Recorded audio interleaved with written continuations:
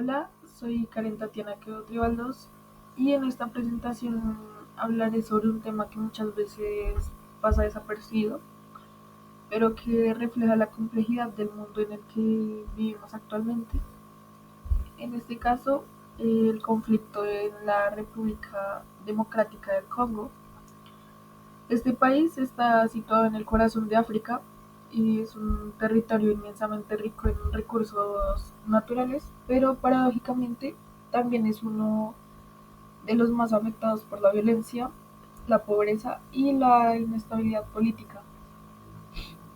A lo largo de este recorrido quiero que se logre reflexionar sobre cómo la ambición humana, la desigualdad y la indiferencia internacional pueden convertir un país lleno de vida a un escenario de dolor. Por eso a través de esta presentación veremos las causas, los actores, las consecuencias y las esperanzas que aún mantiene el pueblo congoleño en medio del caos. Para comprender la magnitud del conflicto debemos comenzar por una idea fundamental. La República Democrática del Congo es un país inmensamente rico en minerales, pero empobrecido por la guerra. En su suelo se encuentran recursos como el oro, el coltán, los diamantes y el cobre, que estos son esenciales para fabricar más que todo los celulares, computadores y los dispositivos electrónicos. Sin embargo, en lugar de estos traer bienestar y prosperidad, esa riqueza ha sido una maldición, porque desde hace más de 2 décadas el país ha estado envuelto en un conflicto armado interno en el que el control de las minas y los intereses económicos son las principales causas de la violencia. Los grupos rebeldes, el ejército y empresas extranjeras han convertido los recursos naturales en un campo de batalla donde las víctimas siempre terminan siendo los civiles. Además, hay que tener en cuenta que el Congo no solo enfrenta una guerra física, sino también una guerra silenciosa contra la pobreza, la corrupción y el abandono internacional. Millones de personas viven desplazadas, sin un acceso a alimentos, educación y mucho menos atención médica. En resumen, el conflicto del Congo es una muestra clara de cómo es que la codicia y la indiferencia mundial pueden destruir a un pueblo que únicamente busca vivir en paz. Ahora bien, para entender por qué el Congo está viviendo esta situación, es necesario mirar hacia el pasado. Bien, durante la época colonial, el país fue controlado por Bélgica bajo el mando del rey Leopoldo II, quien convirtió este territorio en su propiedad personal. Durante esos años, millones de congoleños fueron esclavizados, fueron mutilados y asesinados para así extraer caucho y otros recursos naturales de la región. Esta etapa logró dejar una huella muy profunda de explotación, desigualdad y trauma social que actualmente persiste. Cuando el Congo logró su independencia en 1960, las heridas del colonialismo no habían sanado. Así que el país cayó rápidamente en una crisis política marcada por conflictos étnicos, corrupción y golpes de Estado.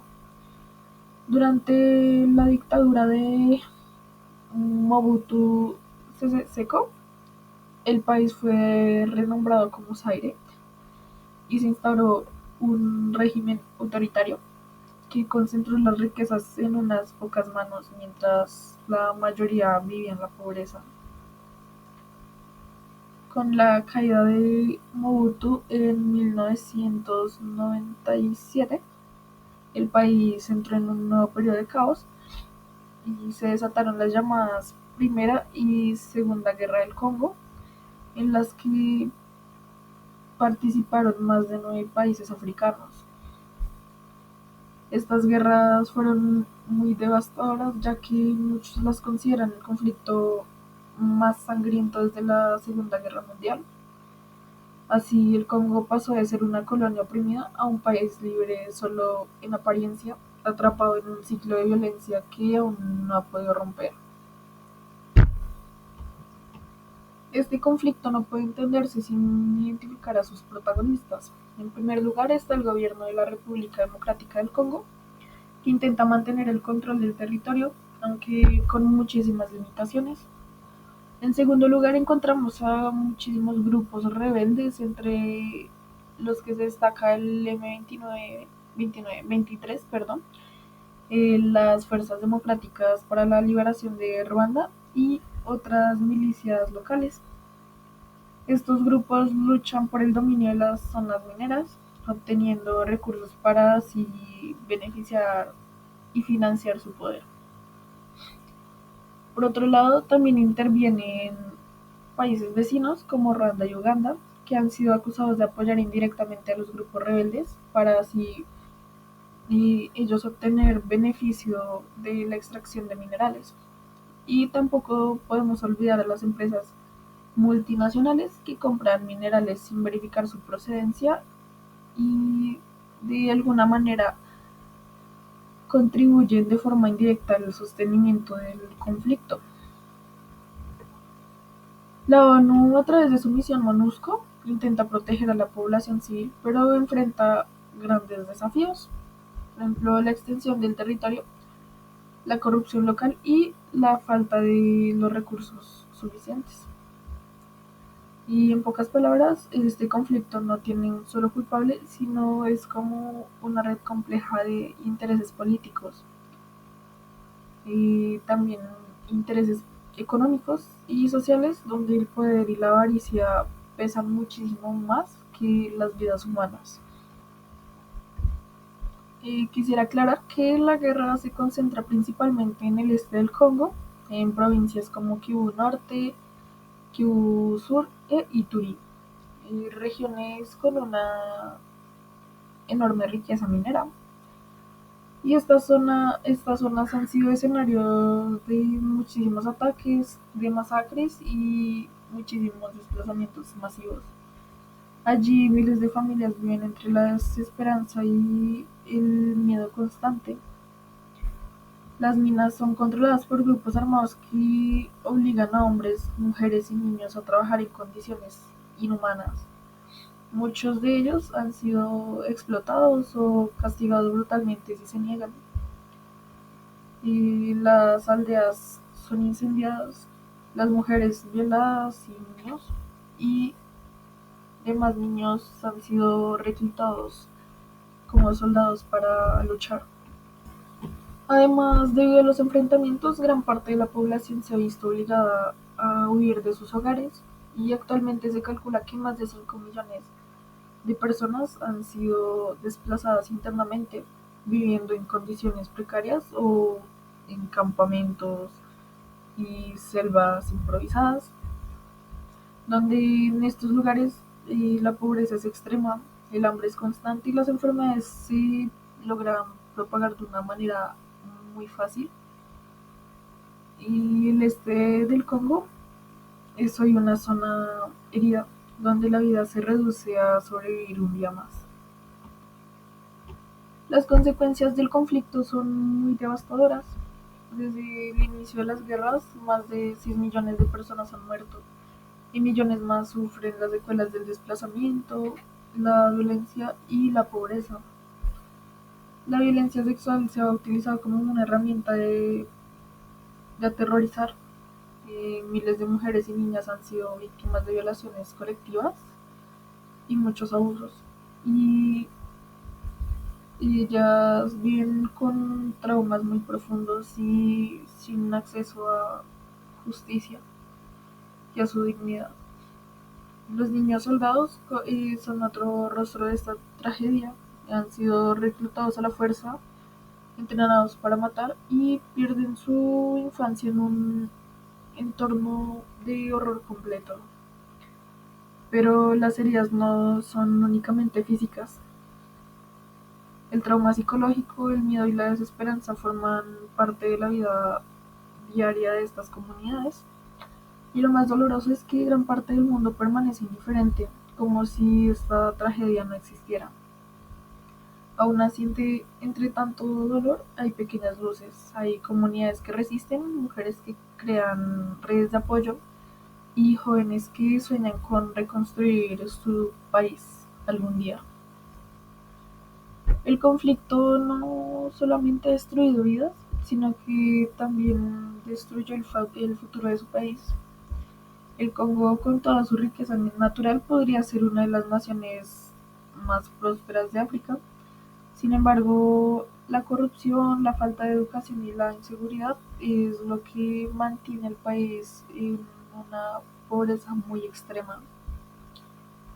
La guerra ha afectado gravemente la economía.